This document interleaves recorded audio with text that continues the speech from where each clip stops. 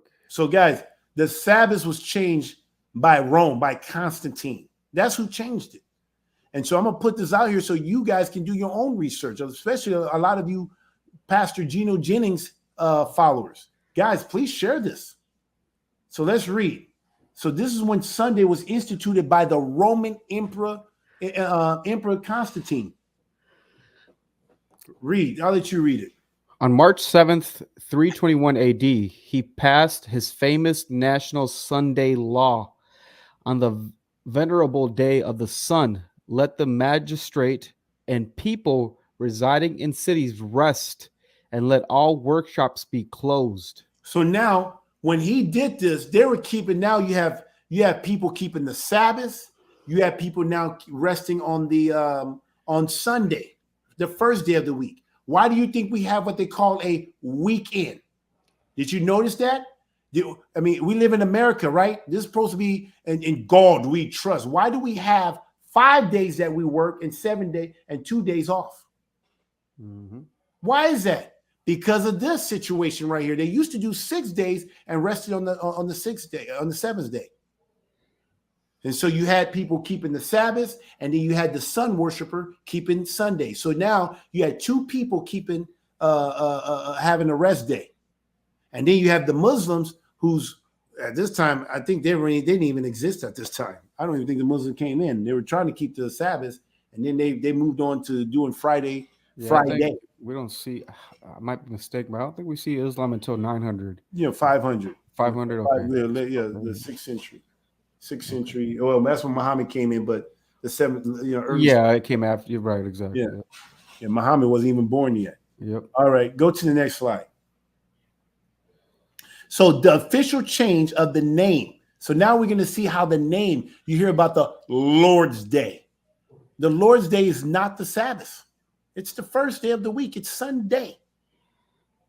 Read. In AD 325, Pope Sylvester officially named Sunday the Lord's Day. And in AD 338, Eusebius, the court bishop of Constantine, wrote, all things whatsoever that was the duty to do on the Sabbath, the seventh day of the week, we, Constantine, Eusebius, and other bishops, have transferred to the Lord's Day, the first day of the week, as more appropriately belonging to it.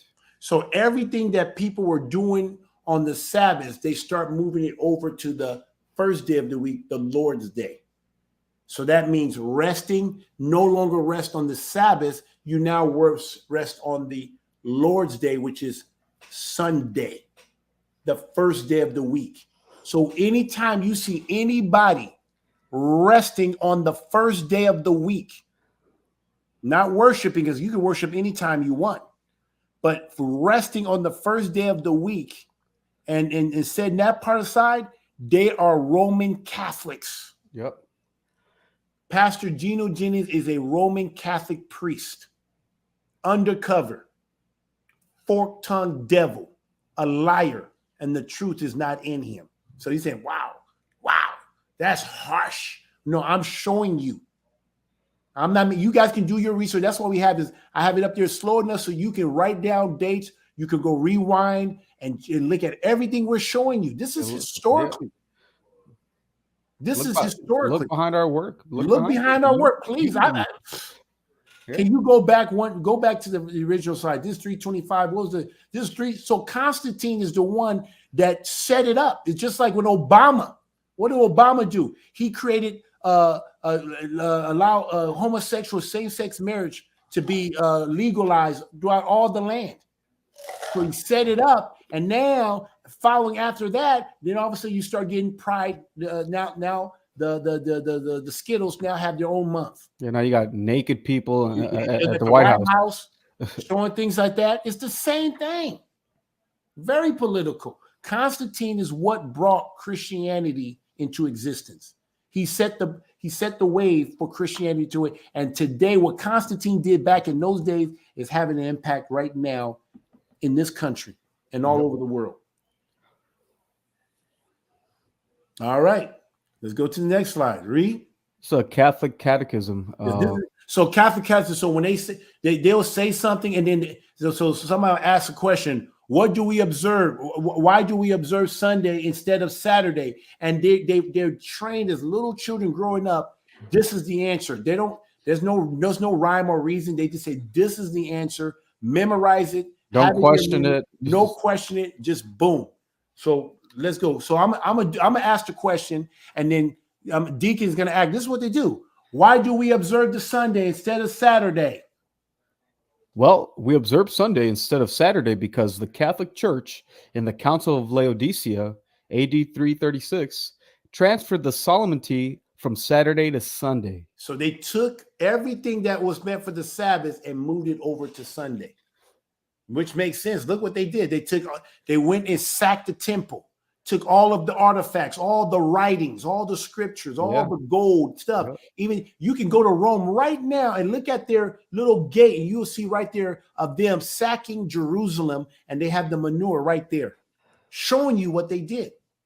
And then they took our books. That's why the Roman Catholics know our book better than we know our book. I mean, we really know it, but I'm just saying, like, why they have all these writings, why they always seem like they're the author, because they had our books. They studied our scriptures. They knew what would curse us and what would bless us. And so they said, hey, we got to make sure that the people of Yah do not keep the commandments of Yah. Because if they keep the commandments of Yah, they will be the head, we will be the tail. And if we want to be the head and make them the tail, we need to make sure they're not keeping the commandments of Yah. Make sure they're not keeping the commandments of their God. And that will allow them to be cursed. They will be the tail, and now we will be the head. Mm-hmm. So that's why Christianity teaches us don't keep the commandments of Yah. And they give us all these other stuff, Sunday, Easter, Christmas. Mm-hmm. And then when we participate in all this stuff, especially those who are the Israelites, the Yehudim, just the Israelites, it's just a curse. Yep. Now the Vikings, the Greeks, they can do all this stuff, but when we do it, it's a curse on us, regardless if we know it or not. If I'm a Hebrew by blood and don't know I'm a Hebrew, and I don't know that, and I'm starting to participate in this pagan ritual, guess what? I'm putting a curse on me and on my children's children. Mm-hmm. And they were wise to change seasons and times and all this stuff so that we don't know who we are. That's what to this day, if you ask people who are the Israelites, they don't know who they are. Where's the lost tribe of Israel? Where are they? And you have people who look like me asking this question. They don't even know it's you. But they know who we are. Yep. They know who we are. That's why they have black musicians and actors. They have them put on dress. Why would they have them put on dress? These people will say they're not even gay. Why would they put on dress? Because they want to curse them. Keep you the tail. And they want other people to mimic them so they will be cursed that looks like them. Why do you think that all these black artists, musicians, they put a lot of money in them killing each other, doing crazy stuff because they want us to be destroyed. They're finding all these wise ways to destroy us. They use Planned Parenthood. They use all this stuff. The law's done away with. They have covered all their bases to make sure we remain cursed people. That's why the Roman Catholic wants us to not keep the commandments anymore. That's why they start moving stuff over. And so we're all started. The Bible, and you say, "Oh, Christians are the one that are keeping the Bible." So let me go. I'm not going to be a Muslim with the Bible. I'm going to go to Christianity because they're the one that's actually say they have the Bible, but they're not using the Bible. That's why there was always a disconnect for me when I read the Bible and I was experiencing what it means to be a Christian. Go to the next slide. A question. I'm going to ask the question. You give the answer. Just go right into the question. That's how the catechism works. Because my children went to a private school like this, a Roman. Anyway, by what authority did the church substitute Sunday for Saturday? The church substituted Sunday for Saturday by the plenitude of that divine power which Jesus Christ bestowed upon her. This is what Catholics believe. This is it. Go to the next one. This is their catechism, guys. We're not making this stuff. You can go Google this stuff, look it up. The historian confirmed the keeping of Sabbaths. Read. So this is just a first century source that shows it's an outsource. It's not a Catholic one, but it shows it's from Socrates. Okay. So For although almost all churches throughout the world celebrate the sacred mysteries of the Lord's Supper on the Sabbath of every week, yet the Christians of Alexandria and at Rome, on account of some ancient tradition, have ceased to do this. You see, the Christians have ceased to do what the book says. See, Christians don't keep the Bible. Pastor Gino Jennings do not keep the Bible because he's a Catholic priest. He's a Roman Catholic priest. I don't care what he says. That's where they come from. That's where he derives. All his doctrine comes from and you know why? Because he does Sunday. Yeah. I mean, you got Greek philosophers saying, why'd they stop? Yeah. So anyway. Keep going to the next one. Another historian confirmed this, stating, the people of Constantinople and almost everywhere assembled together on the Sabbath, as well as on the first day of the week, which custom is never observed at Rome or at Alexandria. See, Rome, they don't do that stuff in Rome. That's not allowed. And that's where the Catholic Church started. That's where it started. In Rome, why do you think they call them Rome? I remember talking, they don't just say Catholic, they say I'm a Roman Catholic. I'm a Roman Catholic. They got to acknowledge Rome. Now I want to show you some of the canons in the Council of Laodicea. I don't know if I'm pronouncing that right, but do we have that? Yep, we do. Yep. Let's go. I want to show you some canons here. Let's see here. So let's go to we have some canons, and you guys can go up so everybody can see. Just so they can I want right there the canons of Laodicea. You can go look this up, and it's the one. There's two of them. Look up the one in 363 AD. This is now 30 years after Constantine established Sunday. This is after they moved everything from Sabbath to the Lord's Day. They renamed it. This is after. This is 30 years. And then they had a council. And in that council, they come up with all these things that, what should we do here? What they come up together. So I'm going to show you some. Was there, do you remember the numbers? These ones are highlighted, so I can just scroll to them. Yeah, scroll down. Just go to, So here, let's start with the first one, Canon 29. Canon 29. Look what it says here. Christians must not Judaize by resting on the Sabbath. Hold up. Was there one before that? Or no, it starts there. Okay. Yep. Go to 16 real quick. 16. The Gospels are to be read on the Sabbath with the other scriptures. So so they actually believed that but then they moved everything that they used to do on the Sabbath. Look, this is in their canon. They moved it over to now the Lord's Day. Go to the one now, 29. Christians must not Judaize by resting on the Sabbath, but must work on that day. So they're saying work on that day.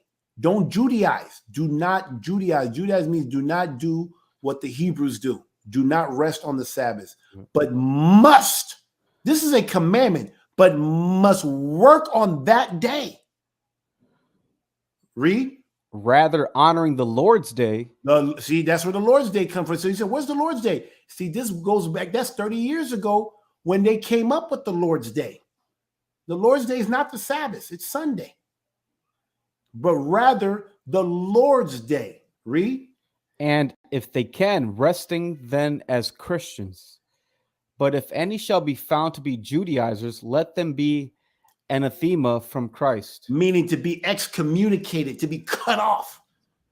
See, guys, when I was a Christian in this community, I live on Wisconsin here, right? And it's predominantly Roman Catholics. I live amongst, you can grab somebody and there's an 80% chance you're going to run into somebody who's a Roman Catholic. The village of Hobart, bunch of Roman Catholics.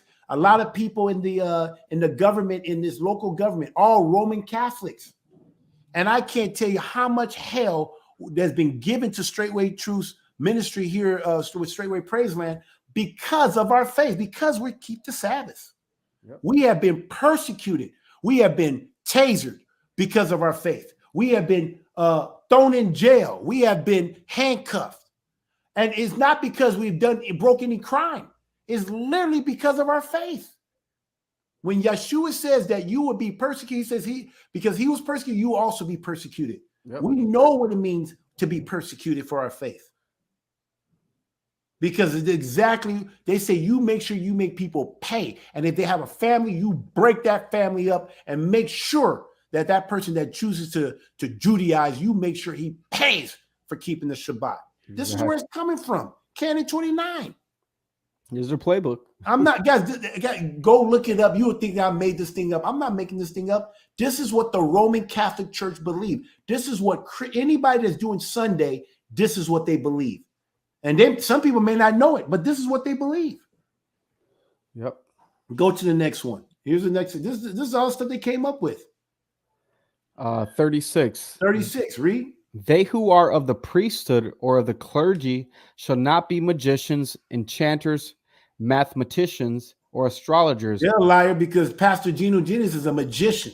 I tell you, man. He's an enchanter. Man, they're breaking all those type of rules. But anyway, keep reading. Nor shall they make what are called amulets, which are chains of their own souls, and those who wear such we command to be cast out of the church. Yeah, that's not the one, but it was highlighted. Okay. I don't know. Yep. Verse 37.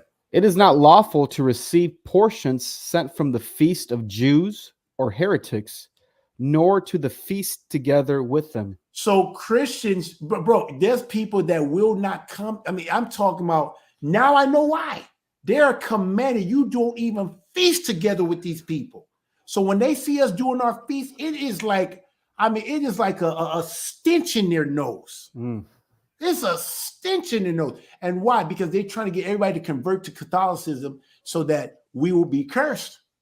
They don't want to see us doing that because it reminds them who we are. It reminds them of Yah. Yep. Verse 38. It is not lawful to receive unleavened bread from the Jews, nor to be partakers of their impiety. So, guys, I just wanted to show you. This is where it's coming. Do your own research. Don't just be these people that just take everything somebody said because they have a great personality or whatever they're entertaining. Do your research. Even after hearing what we said, go back and check our work. So that's all I want to show you. Pastor, I'm ending this. Pastor Gino Jennings hate Jesus. He's a fork-tongued devil. He is a liar, and he's leading a lot of people to hell. And a Catholic priest. And a Catholic priest. So, and I showed you. I didn't just say it and didn't show you. I showed you the word. Now, if I'm wrong, please show it to me, but please use the word. You can't just say, well, I think you're being mean. I'm just sticking to the book. And I use a lot of the stuff to prove them wrong is in the New Testament.